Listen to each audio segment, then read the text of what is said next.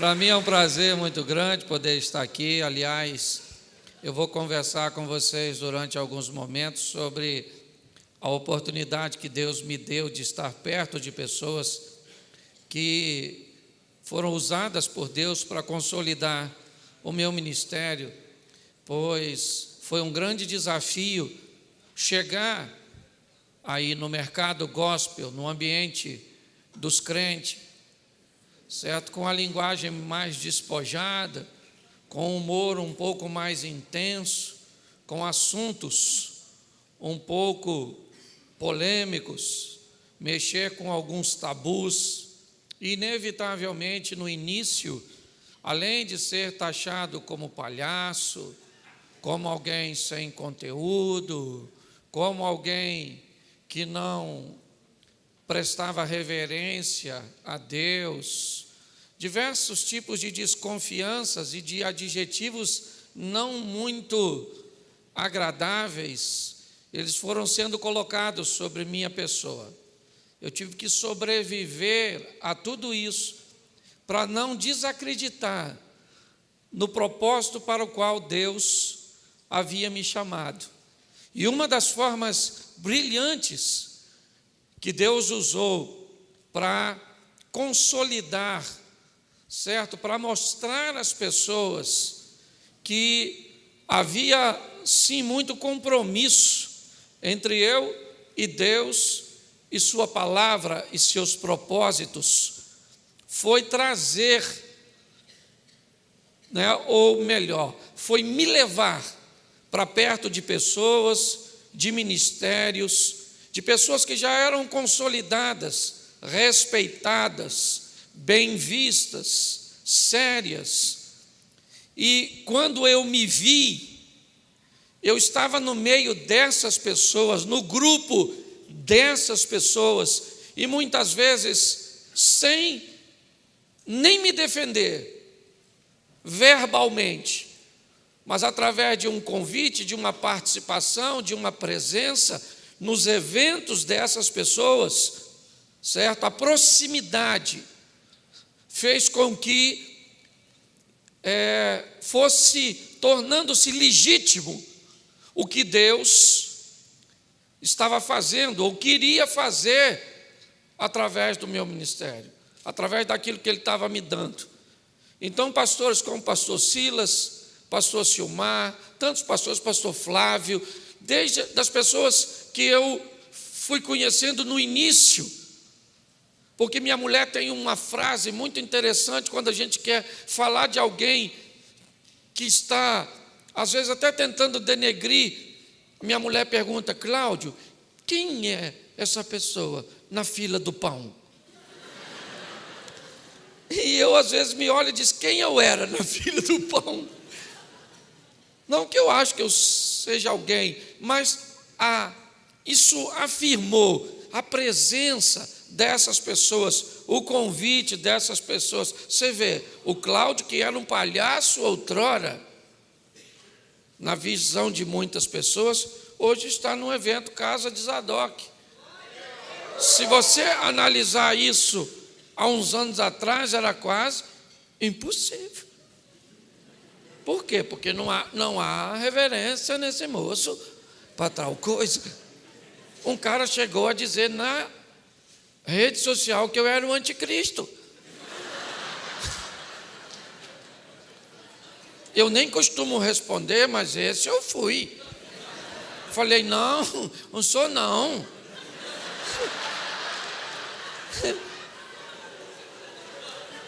Mas como eu vi que ele parece não ter acreditado, eu postei lá embaixo, falei: querido, se eu for o anticristo, provavelmente você deve ser a besta. Aí ele optou por me bloquear, nós não conseguimos conversar mais. Então eu quero conversar um pouco com vocês, porque o pastor Silas veio aqui e contou uma história, e quando eu olho para algumas pessoas que eu me aproximei, eu falo muito de família, eu aprendi que a família ela é pedagógica, certo? Como praticamente tudo na vida, mas há uma pedagogia muito forte na família. A didática que a família... Aliás, esse é o grande desafio de se viver a dois. Pessoas treinadas em lares diferentes, ou seja, em escolas diferentes. Um recebe um horário, outro recebe outro horário. Um tem o hábito de toda vez que vai comer, segura na mão e senta na mesa para agradecer pelo alimento. O outro é treinado no lar, que quando vai fazer as compras, coloca as compras em cima da mesa e ora tudo: Senhor, está aqui as compras do mês. Nós estamos muito atarefados, já queremos te agradecer por todas as refeições que vamos fazer. Qual modelo está certo ou está errado? A oração foi feita pelo alimento. São apenas escolas e modelos diferentes. Pois é. Quando eu olho para a maioria das pessoas que pastoreiam e que tiveram ministérios ou têm ministérios bem-sucedidos, eu olho para a escola deles, treinado pelos seus pais, pelos seus avós, pelos seus tios, pelos seus irmãos, por um sogro ou por quem quer que seja. Pessoas que foram praticamente discipuladas, treinadas, ok? Tiveram suas próprias escolhas, é verdade, para que rumo deveriam tomar, mas elas foram vendo as coisas acontecerem, foram aprendendo com as experiências, certo? Com as picadas, como nós falávamos no interior, aquele que vai com o facão cortando e abrindo aquilo que vai se tornar uma trilha, que vai se tornar, certo, amanhã uma pequena estrada e talvez um dia uma rodovia. Pois é, a minha história é um pouco diferente da história desse treinamento. Meu pai tinha 35 anos de idade quando minha mãe chega no Rio de Janeiro, vindo da Paraíba. E meu pai engravida minha mãe e não havia amor naquele relacionamento. Meu pai era casado, pai de 2 filhos, certo? Minha mãe era novinha, vinda, né, da Paraíba, e meu pai enganou minha mãe. E minha mãe engravidou. Ela não queria ficar grávida, nem meu pai queria engravidar minha mãe. Ok? Que isso fique bem claro. Mamãe não queria. Papai também não queria. Papai só queria pegar a mamãe. É uma verdade. Certo? E contrariando as expectativas de todo mundo. Porque ninguém queria. Certo? E eu só fiquei mais calmo quando vi tu me teceste no ventre da minha mãe. Eu descobri que mamãe não queria, papai não queria, e só queria um momento de prazer. Mas Deus falou: eu vou contrariar as expectativas, eu vou botar um garoto. A notícia não foi bem recebida da minha chegada. Mamãe não queria. Puxa vida, o que nós fizemos? Não sabia eles. Eu passei ali fora, a menina me chamou de lindo. Eu descobri que aqui tem gente mais engraçada que eu. Porque foi de graça, eu nem paguei pelo lindo. Mas olha só, contrariando as expectativas, minha mãe ficou grávida. Foi uma tragédia. Uma tragédia. Certo? Apesar de toda a dificuldade, eu já ouvi falar que eles pensaram no aborto. E eu sou contra o aborto, porque aborto é uma ideia na cabeça de alguém que já nasceu. Porque se a mãe desse indivíduo pensasse igual ele não estaria pensando nisso agora. Ele teria sido descartado também. Mas mamãe me teve. 9 meses depois, lá estava eu. Não deu muito certo, porque mamãe tinha 14 para 15, meu pai já estava com 30 e pouco, quase 40, isso há 50 anos atrás, certo? E meu pai me tomou da minha mãe, me deu para uma tia, que me deu para outra tia, que me deu para outra tia, que depois voltei para cá. Ou seja, eu vivi em tantos lugares diferentes que foi muito difícil eu estabelecer um nível de comportamento. Não havia um comportamento para mim, porque cada família tinha uma pedagogia e uma didática, e eu não sabia como me comportava. Numa tinha horário, outra não tinha, uma podia fazer isso, outra não podia, uma podia falar isso e outra não podia. Então, eu fui crescendo sem uma estrutura. E era tão desafiador para mim, depois de ter sido mandado embora de alguns lugares, que eu fiquei introvertido. Era perigoso falar. Muitas vezes eu fui expulso da casa ou mandado embora, porque utilizei um vocabulário que não era permitido naquele lar, mas de onde eu vim, podia falar. Então, eu fiquei lerdo, tardio nas decisões. Era sempre muito preocupante o que fazer. Eu não era da casa, eu era um estranho vivendo de favor na casa das pessoas. Uma frase, me perdoe, eu estou falando para adultos, uma prima usava muito comigo por eu ser lerdo. Ela dizia: menino, você foi feito nas coxas. Você não foi nenhum ato sexual completo. Porque eu era lerdo. E quanto mais falava isso, me parece que mais lerdo eu ficava. Abusos eu tive que enfrentar dos mais diversos possíveis. Morando sempre em Xerém, um lugar que eu amo é Xerém. Hoje Deus me deu condições de morar, sei lá, não vou dizer em qualquer lugar, mas em muitos lugares. Mas Deus colocou meu coração naquele lugar. E eu lembro que eu fui estudar num colégio, num dos períodos que eu morei com meu irmão. Era um colégio de freira, um colégio bem posicionado local. E isso tem uma coisa que eu aprendi na vida, que a abençoadora é uniforme, porque nivela todo mundo. No uniforme não tem pobre, não tem rico, não tem nada, é todo mundo de uniforme. Mas tinha as festas, e nas festas o rico aparecia, trazido pelo pai num carrão, usando um tênis maneiro, uma roupa legal. E a gente diferenciava só em olhar. Então já notou que as meninas não olhavam na minha direção, porque o quichute que eu usava para ir para o colégio era o quichute que ia para a festa e acabou. Eu era louco para usar um short da Adidas que era fantástico, até que um dia eu fui na feira e vi um short falsificado. Isso há tantos anos atrás, talvez 40 anos atrás, né?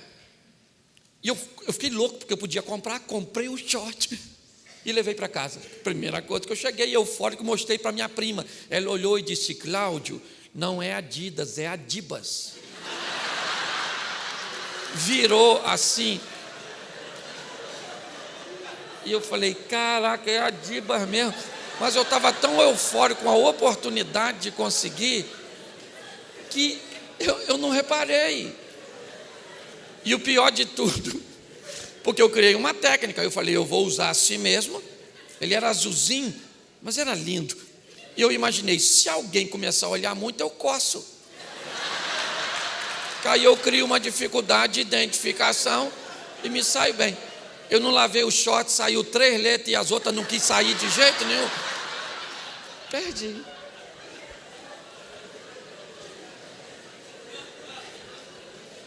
Pois bem, fiquei mais adolescentezinho e a vontade de namorar, ela apareceu. Mas ninguém ia namorar um garoto usando quichute. Como a mãe das moças dizia onde eu morava: esse menino não pode ser seu namorado, primeiro porque seu pai é um irresponsável, sua mãe é mãe solteira, e ele não tem onde cair morto. Não deixava de ser verdade, mas nem toda verdade precisa ser dita. Nós temos que preocupar-nos com as pessoas. Mas ninguém se preocupava. Eu escutei muito isso. E o mais divertido disso é continuar morando em Xerém. Porque muitas mães daquelas meninas ainda residem lá.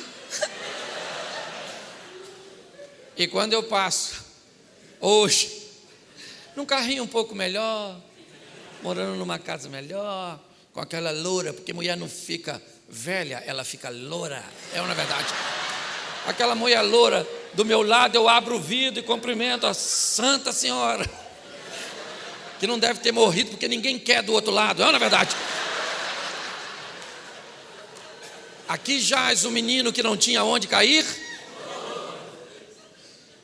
Pois é, já deu para notar que eu deveria ser tudo, menos pastor. O meu treinamento não foi para isso. Eu não fui treinado para isso.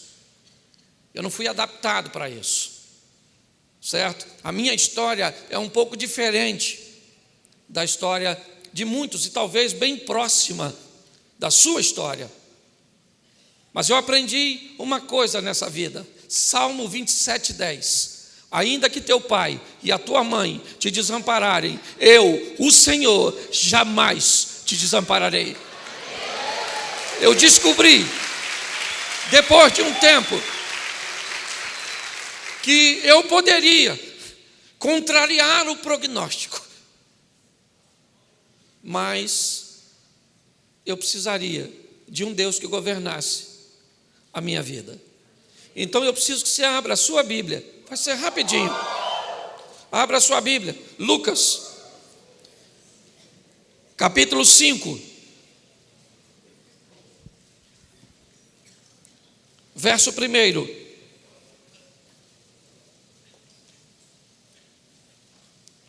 Amém? Certo dia, Lucas 5. Certo dia, Jesus estava perto do lago de Genezaré, e uma multidão o comprimia de todos os lados para ouvir a palavra de Deus. Viu à beira do lago 2 barcos, deixados ali pelos pescadores, que estavam lavando as suas redes. Entrou num dos barcos que pertencia a Simão, e pediu-lhe que o afastasse um pouco da praia. Então sentou-se e do barco ensinava o povo. Tendo acabado de falar, disse a Simão: vá para onde as águas são mais fundas, lancem as redes para a pesca. Simão respondeu: mestre, trabalhamos a noite toda e não pegamos nada, mas porque és tu quem está dizendo isso, vou lançar as minhas redes. Verso 8. Quando Simão Pedro viu isso, prostrou-se aos pés de Jesus e disse-lhe: afasta-te de mim, Senhor, porque sou um homem pecador. Pois ele e todos os seus companheiros estavam perplexos com a pesca que haviam feito, como também Tiago e João, filhos de Zebedeu, sócio de Simão. Jesus disse a Simão: não tenha medo, de agora em diante você será pescador.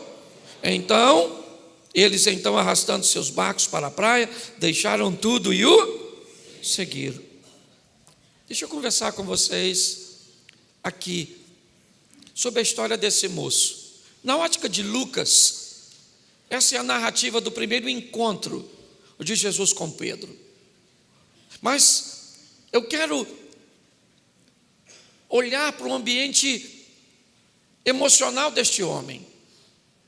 Ele narra isso e vamos dar uma olhadinha no dia anterior a esse episódio. Pedro está preparando suas tralhas para pescar. Sua estrutura de pesca, ele não pesca por hobby, ele é um pescador profissional. Ele sustenta a sua família, sua casa, ele tem sócios, uma pequena cooperativa de pesca. Tem pescador aqui? A turminha que gosta de pescar, levanta a mão. Isso, pois é, todo mundo que pesca tem algumas expectativas. Primeiro, nós vamos sair para pescar peixe bom. Segundo, nós vamos sair para pegar muito peixe. E terceiro, nós vamos sair para pescar peixe grande. É ou não é? É assim que funciona. Bom, grande e muito. Principalmente para um cara que vai viver disso. Preparou tudo, saiu. Eu imagino um homem hábil. Não é à toa que Jesus chamou a base de sua equipe de pescador, porque a gente é acostumado a lidar com frustração, apto a lidar muitas vezes com um barco vazio, mas disposto a ir no próximo dia e tentar novamente. Pedro joga a rede aqui e não pega nada, joga ali e não pega nada, joga lá e não pega nada. Vamos lá naquele dia onde a gente pescou, jogou lá, também não pegou nada. E troca, vai agora você, tia, e também não pegou nada não. E joga outro aqui, hoje está ruim, hoje é dia do peixe e não do pescador. E aquela confusão toda, e pior, sabe o que está acontecendo? Enquanto ele está trabalhando, está amanhã. E se você conhece um pouquinho de pesca em água salgada, você sabe que se tem uma coisa que é difícil, é fazer uma boa pesca de dia, ainda mais de manhã. Peixe bom, sai para pescar, grande, para comer à noite. E não pega nada, e está amanhecendo, não pega nada, e está amanhecendo. Amanheceu, eu imagino eles olhando para o fundo do barco. O que tem lá? Nada. Hoje não pegou nada, hein? Então vamos embora. Chega, puxou o barquinho. Nada no barco, nada. Eu imagino, né, os clientes chegando. E aí, Pedro? Hoje não pegou nada não, vai comprar no barco do outro. Nem vem olhar o nosso, que nós estamos com a raiva danada. Mas o engraçado é que eles não pegaram o peixe, mas a rede voltou suja. O texto diz que eles estão lavando as redes. Por duas coisas. Primeiro, se não lavar as redes, as malhas das redes apodrecem. E eles precisam lavar, porque de noite eles vão fazer o quê? Pescar de novo, querido. Por pior que tenha sido o seu ontem, a sua história, o prognóstico disseram a seu respeito, passou. Lave suas redes, senão elas vão apodrecer. Se você não tomar uma decisão de eliminar esses resíduos ruins, que podem apodrecer suas malhas, você não tem rede para pescar. Amanhã, lava esse troço, foi ruim, tem dia que eu lembro, eu ainda lembro as coisas que aconteceram comigo. Oh meu Deus, por quê? Aí eu passei a me perguntar, por que você não morreu? Porque não foi o suficiente para te matar. Bom, vida que segue. Lava essas suas redinhas. E Pedro está lá lavando e pensando o quê? Vou para casa, como um negócio bom, durmo para descansar e de noite eu volto para... Quando de repente quem é que vem dando um rolezinho na praia? Ele mesmo, o chefe dos crentes, Jesus. Vem Jesus dando um rolé, viu 2 barquinhos, entrou no barco de Pedro, que segundo, né, Lucas, é o primeiro encontro. Então se Pedro conhecia Jesus, era apenas, né, da fama que ele já tinha. Pedro entra no barco, Jesus entra no barco de Pedro e diz para Pedro assim, dá para botar o barco ali dentro d'água que eu vou dar uma pregadinha para o pessoal aqui. Pedro falou, vamos embora, né? Esse cara vem aí famoso, cheio de gente, é popstar, puxou o barquinho, ancorou, porque se não ancora o pessoal ia ter que ouvir Jesus andando. Então estabilizou o barco e Jesus começa. Por melhor que seja a mensagem, Pedro não dormiu a noite toda. Então está lá, igual você quando vai para a igreja no culto, para que Satanás sentou nas suas pálpebras, não é verdade? Aquele sono terrível. E Pedro está lá, Jesus está pregando, prega. E Pedro já deveria estar falando, amém. Amém. O moço prega para caramba, hein? Amém. Uma mensagem boa. Receber Jesus no barco. Acabou de pregar, Jesus falou, amém. Ô Pedro, vamos pescar? Aí Pedro não aguentou. Aí Pedro falou, vou logo falando para o senhor. Nós trabalhamos a noite toda. Entendeu? A noite toda nós não pegamos nada. Sabe o que é nada? A gente ia dormir. Jesus falou, não, leva o seu barquinho um pouquinho mais para o fundo aqui, que nós vamos pescar. Eu acho que... Pedro falou assim, bom, já que está no meu barco aqui, pô, um cara famoso desse, ele quer assim, pescar, gosta de pescar é bom. Pedro era pescador. Hobby. Porque já vi que esse horário de chamar a gente para pescar, por isso que é carpinteiro. Não entende nada de pesca. Chega num determinado local, olha o que ele diz. Jesus disse assim, joga a rede. Pedro estava tão que Pedro falou, Vou jogar porque o senhor está mandando, que está limpinha, o senhor está vendo? Acabamos de lavar. Jogou. Quando pego, começa a puxar, eu acredito que muitos aqui entendem um pouquinho disso. Puf, você sente o peixe bater, né? Quem tem hábito com pescaria. Pum. E Pedro falou: ih.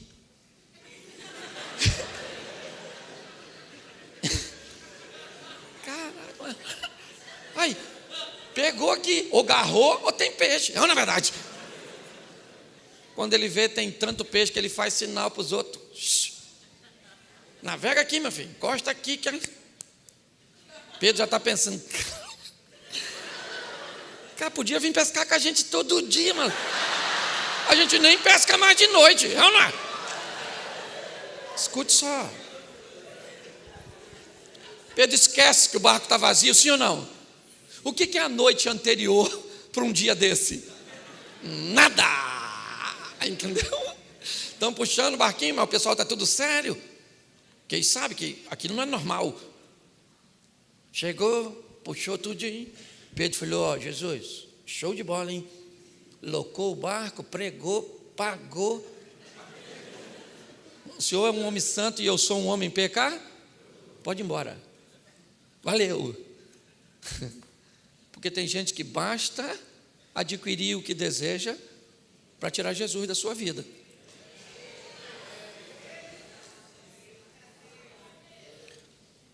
Pode ir embora, falou. Jesus falou assim: não, rapaz, nem assim não. Eu não entrei na sua vida para viver com você um momento. Eu entrei na sua vida para viver com você uma história. Você não está entendendo? Eu vou fazer de você pescador de... Isso, Pedro sabia o que era pescar homem? Sim ou não? Por isso que ele vai ser treinado. Ele não foi preparado para aquilo, ele foi preparado para ser um pescador.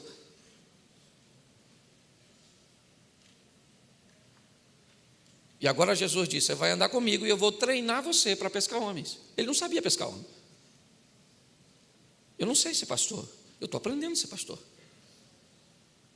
Porque eu não tive uma história e uma escola de pastores para me ensinar. Hoje eu aprendo a pastorear com esses camaradas. Eu ligo para aquele ali, camisa amarela ali, aquele bravo ali. Olha como é que ele me olha assim, ó. Você olha assim, ele parece que é bravo, não parece? Bravo é o outro, Silmar. Silmar é bravo pra caramba.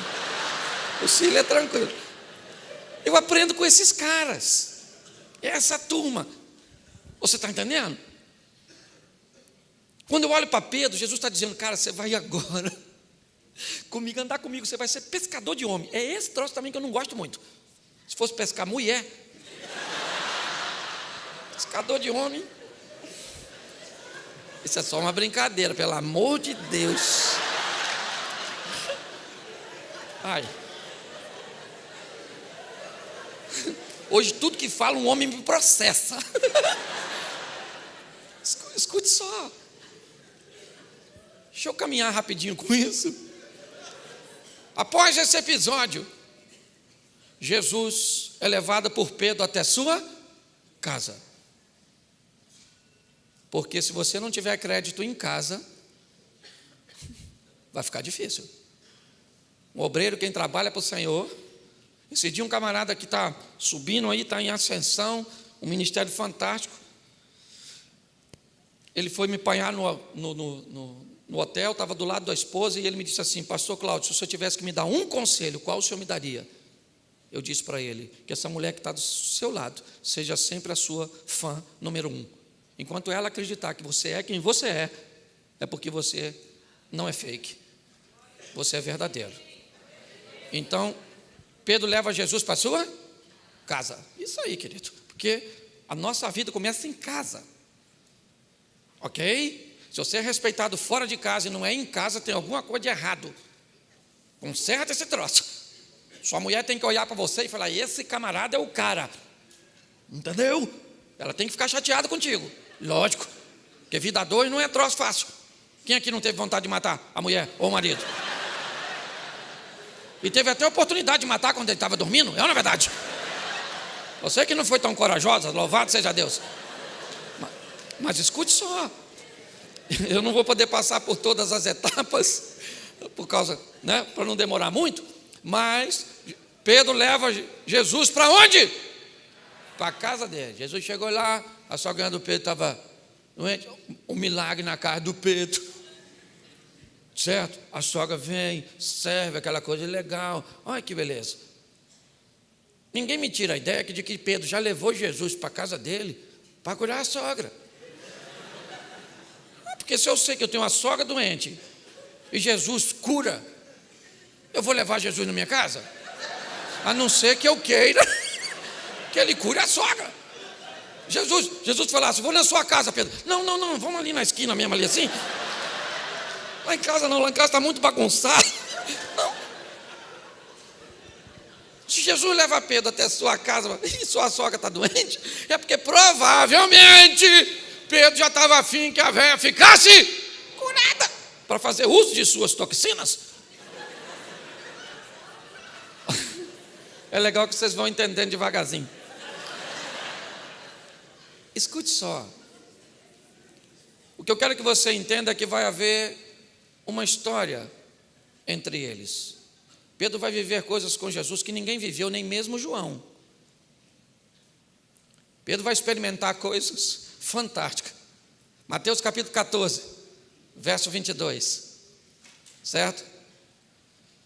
Jesus diz aos discípulos assim, vão para o outro lado, entre no barco e vão para o outro lado, que eu vou ficar aqui para despedir a multidão, depois eu estou indo.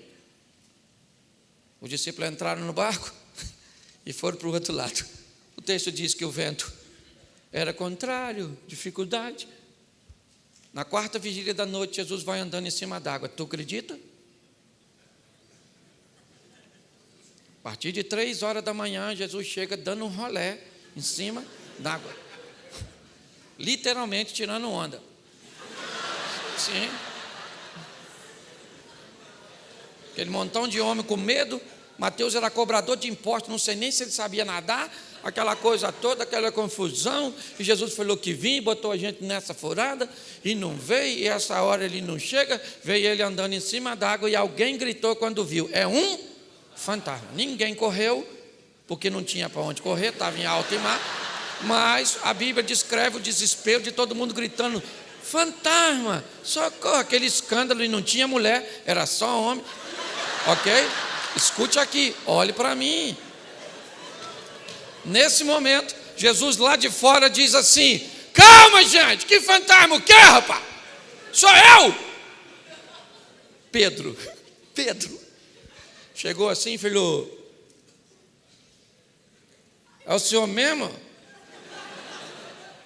Não, está escuro. Aí, se for o senhor, manda eu ir aí, poxa. Ô gente, qual era o local mais seguro naquele momento? Qual era o local mais seguro? Se você estivesse lá, onde você ficaria? Claro.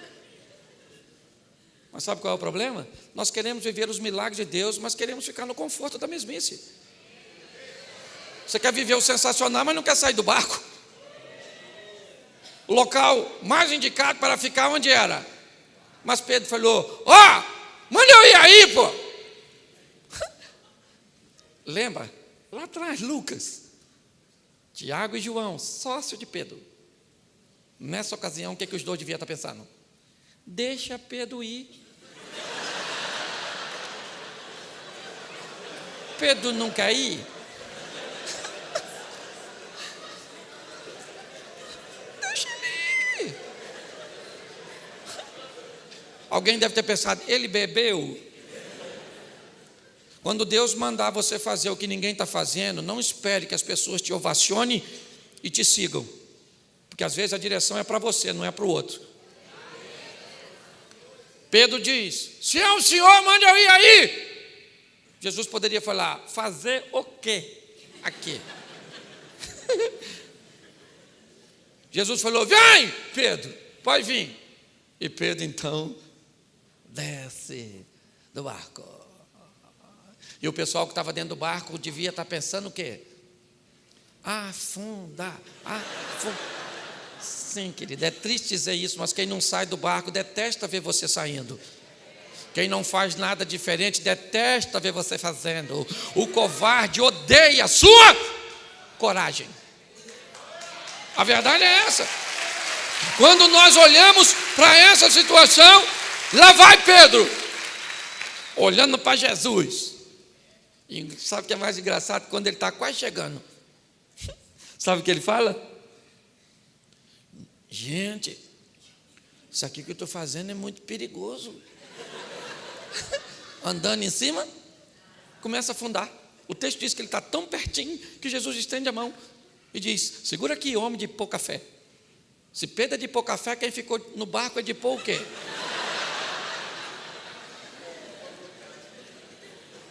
Pedro segura na mão de Jesus e os dois vão voltar para o barco. E o texto diz que quando os dois sobem no barco, o vento cessou. E o pessoal do barco falou: verdadeiramente, o Senhor é o Filho de Deus.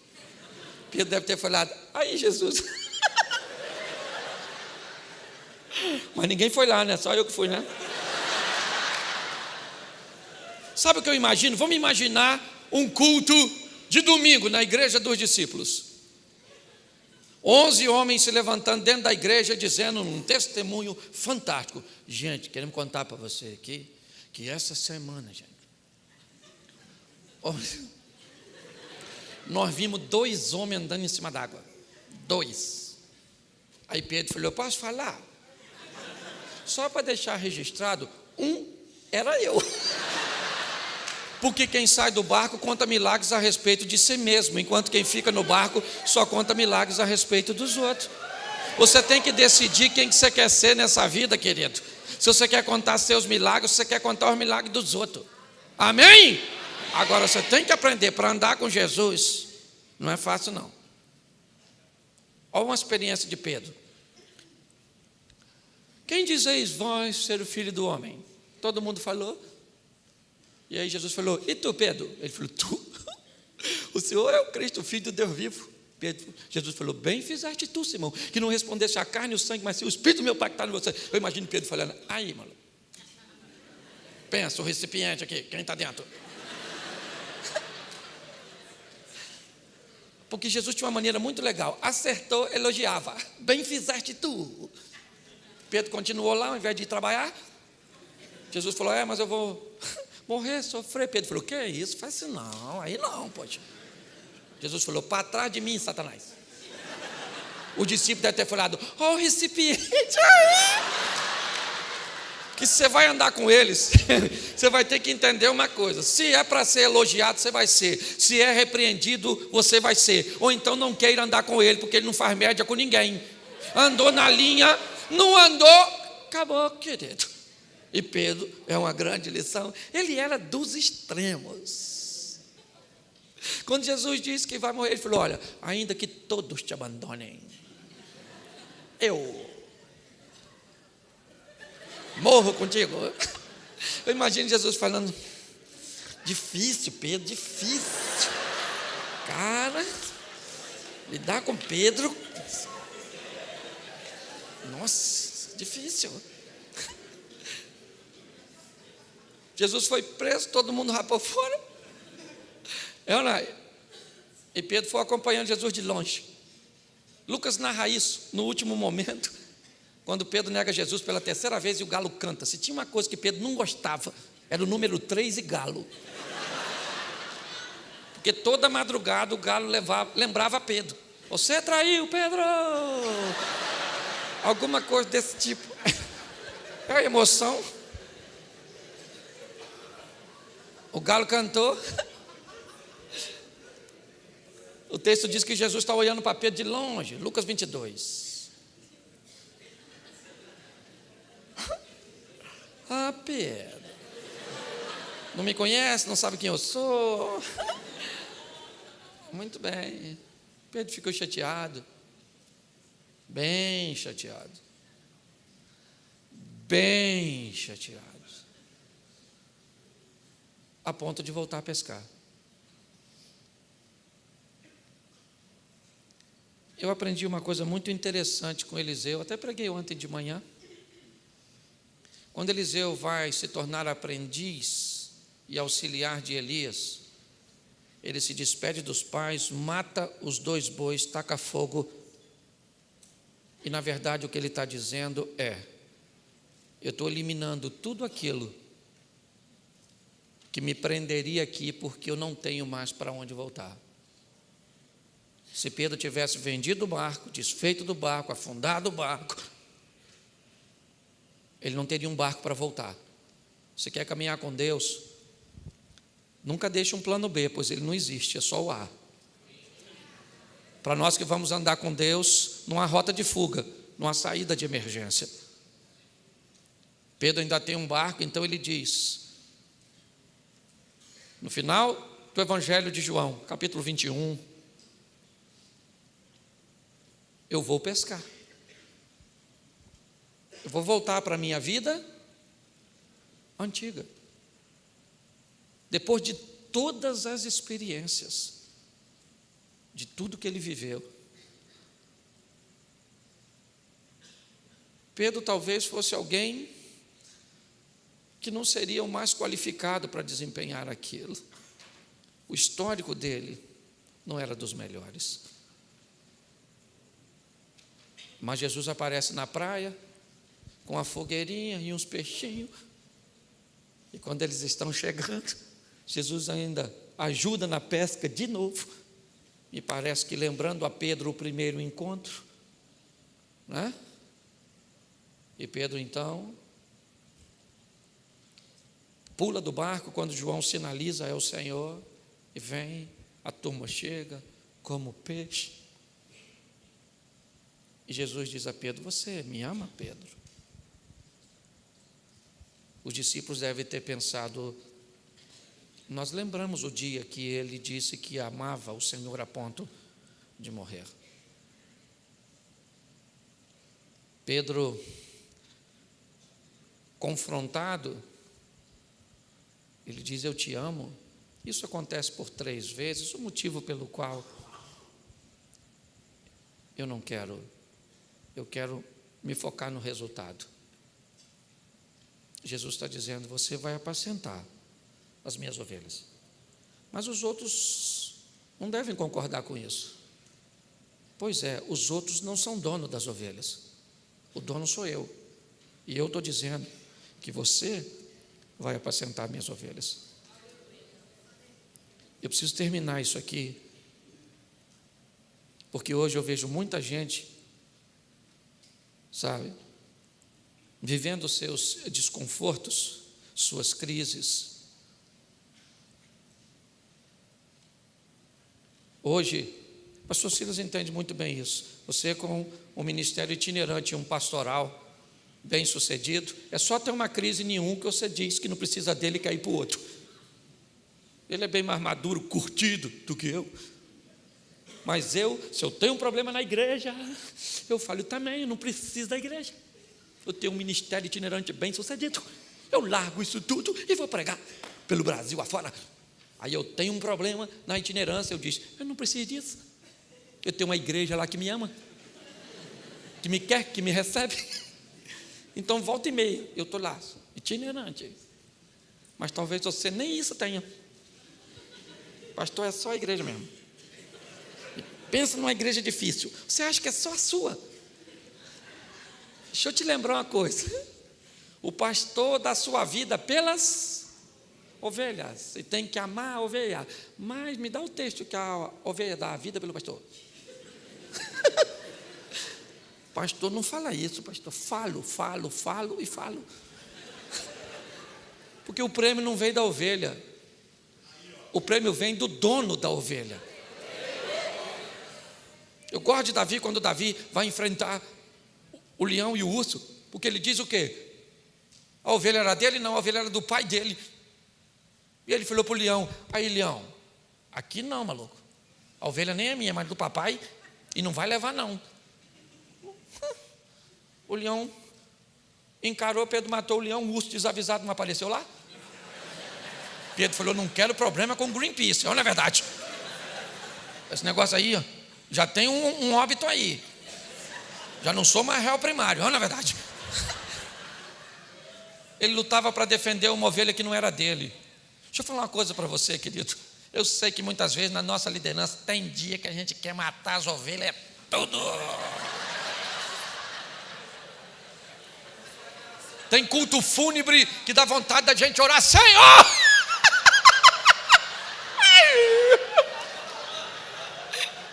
Não quero nem saber para onde foi, não quero nem saber.